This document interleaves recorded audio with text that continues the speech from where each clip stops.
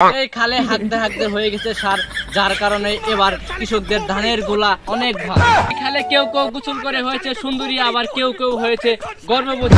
সাথে আছি তাপস পাল, আমি যা কিছু বলবো সবকিছুই ভুলবা।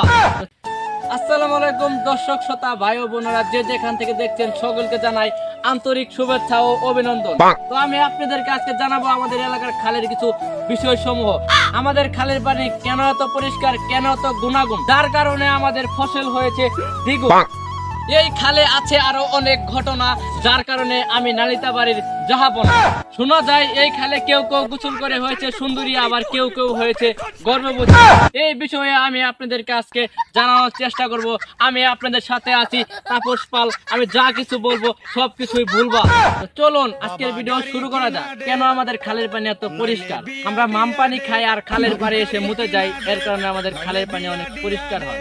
আমাদের খালের এত গুণাগুণ, যার কারণে আমাদের ফসল হয়েছে দ্বিগুণ। এই খালে হাঁকতে হাঁকতে হয়ে গেছে সার, যার কারণে এবার কৃষকদের ধানের গোলা অনেক ভালো। এই খালে গোসল করে কেউ হয়েছে সুন্দরী বা কেউ হয়েছে গর্ভবতী। এর আসল কারণ আমার মতো কিছু যুবক এসে এই খালে প্রস্রাব করে যায়, আর এই পানি কিছু মেয়ে গোসল করতে এসে খেয়ে যায়, যার কারণে তারা গর্ভবতী হয়ে যায়। মেয়ে গোসল করতে আসছে ভাই, তাই আর আমার কিছু বলার নাই। তো ভিডিওটি ভালো লাগলে লাইক কমেন্ট শেয়ার করে দিবেন, আর অবশ্যই কমেন্টে আপনার মতামত জানাবেন, আর অবশ্যই আমাদের চ্যানেলটি সাবস্ক্রাইব করে রাখবেন পরবর্তী নতুন ভিডিও পাওয়ার জন্য। Thank you.